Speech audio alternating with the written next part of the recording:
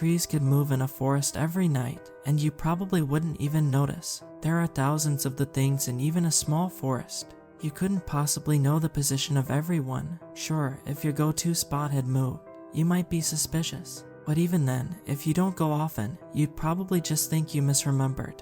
Forests have few exact landmarks. It's the same all around. You'd be forgiven for not noticing the change, for not noticing that the trees are alive. But when they're at the edge of your window, bridging between the vast empty black of the night and the safety of your own home, you'll notice. When the outside world can tap upon your glass, you notice those things. A child cries, "I think I heard a noise at the window." The mother consoles, "It's just a branch in the breeze. Honey, go back to sleep." You could look that over and feel relief from the explanation. I read that and feel fear. What could be worse than a tree at the window? A tree that was not there yesterday. I've lived on the edge of woods for over a decade. It acts as the border to the west of our small town. There's my street, within woods just beyond the back fencing. The woods continue for miles, until the next town. They attempted to chop down the trees a few years back to expand our quaint neighborhood. The project was cancelled after just a few days, in favor of expanding east instead. What made them change their minds? What did they find that made them want to head in the exact opposite direction? They are afraid of something in those trees, deep within the roots, manifesting in the bark, perhaps even the leaves themselves, as they gracefully sway unsuspectingly. They have every right to be terrified, we all do, but I wasn't always scared of the woods. Quite the opposite, actually. I had a friend, her name was Emily. We used to play in the woods often as children, climbing the trees, building dens. Nobody knew that place like us. If trees had moved back then, we'd have known about it. I wish I could still hold those memories fondly, but knowing what I know of the woods now, I cannot in good conscience look back and smile. One memory does stick out to me in particular, though, a special destination that I always held near and dear to my heart. A few minutes walk through the woods, staying on the dirt path and keeping to the clearings. There's a big tree. It stands alone proudly, as if there is something different about it.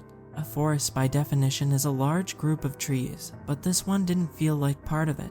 It was a tree in a forest, yes, but it was not a part of the forest it resided in. This was its own thing. It was special. It quickly became our go-to spot, and one day, we marked it as our own by carving our initials into the bark.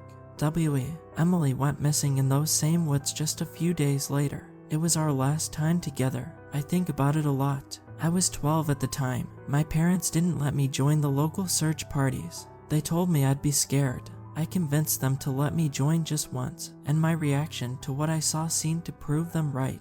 They thought it was a sign of my trauma, but it wasn't. It was the cause. The big tree was gone. Where our initials, once etched into a monument of nature itself, was now nothing. Emptiness. Of course, nobody knew the woods like me and Emily. Trees don't move. Everyone told me, "You're scared. It's okay, we all are, but trees don't move." It only took me 14 years to prove them wrong. The woods began their creeping a little over a month ago. I was getting ready for bed, yet as my glance fell over the window, I noticed a tree over the fence, one that was not there before. The first tree to take a midnight walk, at least, the first I had noticed in over a decade. I found myself watching expectantly, but expectant of what I'm not sure. I thought maybe I could catch it moving, morphing in the moonlit nighttime air, but it just stood there, staring back at me. Make no mistake, this tree was staring. No eyes to see, but staring all the same. It felt like it wasn't a part of the forest. A tree in a forest that it does not belong to is a curious thought to some, but a feeling I'm used to. Every night, when I went to bed, I would look out the window. More and more trees from the forest seemed to inch closer to my property. Each time, they stopped feeling like a part of the woods. Their membership to that club ends the moment they begin to move. They are their own collective once they do. I didn't tell anyone. I wasn't even sure what to say. People thought I was crazy for implying that trees move as a child. Imagine what they'd think if I said it now. But a fact not spoken is a fact all the same. There is a horrifying thing one learns about forests. When they begin to shift, they make noise. I wish I could say that it was simply a rustling or creaking as they reroute to their new location. That would almost be peaceful. They make noises that get burnt into your brain. They screech, they roar, they groan in pain. Their loud whispers whimper through the air every night, reminding us that they are on the move. Their mournful lullaby does everything but help me sleep. They distill a fear in me that I haven't truly felt for 14 years. I knew this was connected to Emily's disappearance all that time ago. I'm not the only one that hears the noises, although I'm the only one who truly listens to their meaning. Many of my neighbors have put their houses up for sale already because they cannot stand the nightly symphony of nature. That's what they call it, nature. Nothing about this is natural. I knew the trees were specifically targeting me after just a week. Nobody else had trees at their window except me. Once at my home, at the edge of what I call my own, they stopped getting closer. They moved every night, continuing their echoes, but they did not break through my walls to reach me. The gentle tapping of branches upon my window had an eerie rhythm to them, as if someone were knocking, asking to be let in.